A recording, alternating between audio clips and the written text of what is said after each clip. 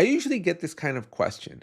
Is there a way in Jira to take a list of tasks? Maybe I have a bunch of epics, there's a bunch of tasks and stories underneath those epics, and then some of those stories and tasks have some subtasks.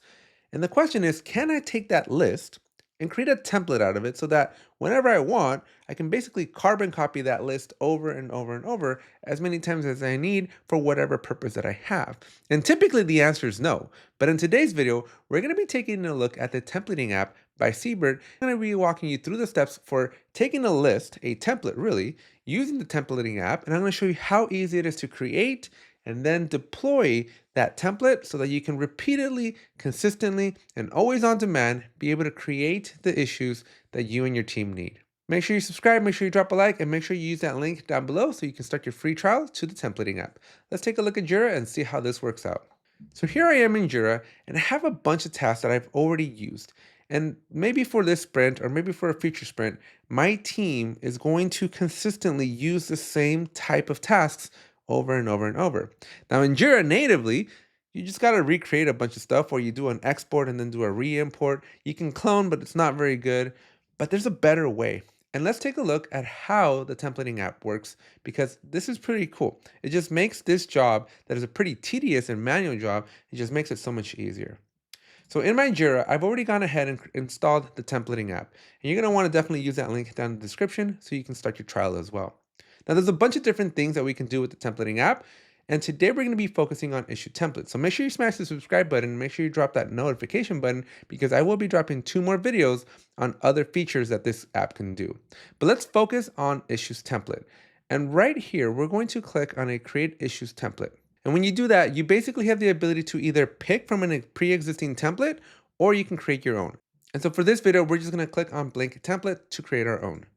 And so here we are. We're going to have to select a project and just pick whatever project you want. You can also change your icon and the color of your template here. You give your template a name, so make sure you pick something descriptive like what it is you're trying to do. Maybe you want to add a bunch of test steps, or maybe you just want to create a template for, again, very consistent work that you're always doing. So I'm just going to do demo testing tasks. You can give it a subtitle if you want to and a description as well.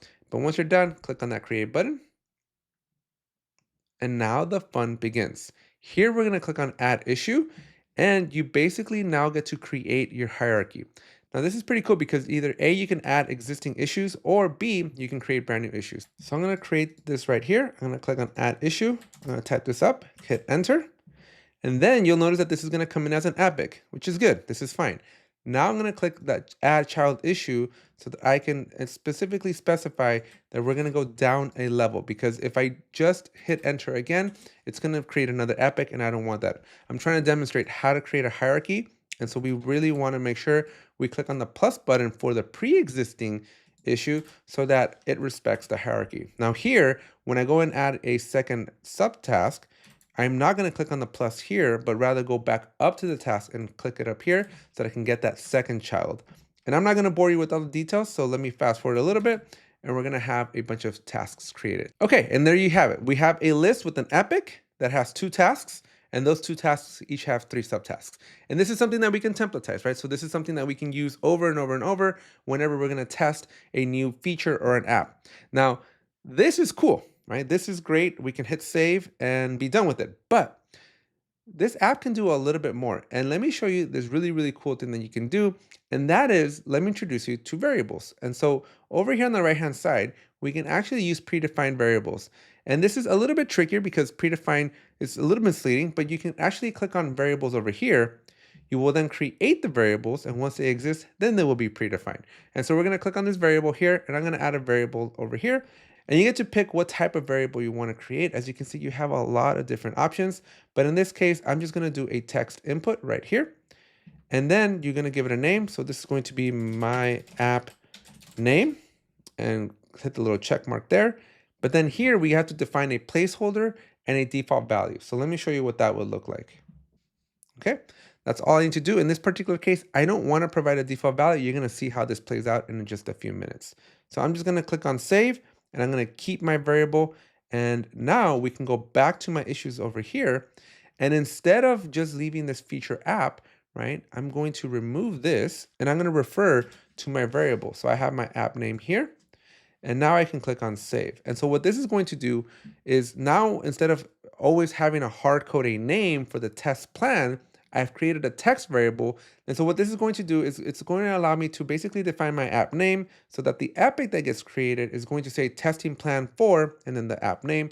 And you'll see how this works in just a few seconds. But this is cool because instead of having a static, just, hey, we have the same epic every single time, now I can be a little bit more dynamic. And I can use these variables in other places, and I can create other types of variables as well based on the other things that you saw there. Now, this is all we need to do here. So once we're ready to use our template, all we need to do is go back into the templating app, pick our template that we've selected. In this case, I'm going to select demo testing tasks, and I'm going to come over here to create issues. Now, because I use a variable, I get this pop-up. So I get to give it the name. So this is going to be my next great idea app. All right. And when I click submit, those issues are going to be created so that epic, those 2 tasks, and those 6 subtasks are now being created. So a total of 9 issues here are being created, but the app name is going to be dynamic. So now when I go into my project, so on the left-hand side, I go back to my project over here, and I go to my list, you're going to notice that I have a testing plan for next great app here. And this is good. We want this because you'll notice that previously I had done a different variable name called demo1. And so now I can take the exact same tasks that I've done before. As you can see here, right? Duplication of, it's a template, but the epic is different because I set up a variable. And this is what makes this thing super cool, right? Because now instead of just having these carbon copied, very static fields, we can leverage the power of variables and we can create some pretty dynamic templates that then our team can use pretty freely and pretty creatively. So that's it for this video. I hope you enjoyed it. This is a really cool and easy way to basically take a bunch of tasks, as you can see here, and then just make them into a template so that when you need them on demand, you and your team can just simply spawn them to life. You can use some variables to make them a little bit more dynamic so that you don't always just have the exact same name every single time. And it really just makes your job a lot easier. It saves so much time because yes, I could have done this through some automation rules. I could have exported and imported, but it's such a manual process. And this is just a very dynamic process that works, I think, really, really well.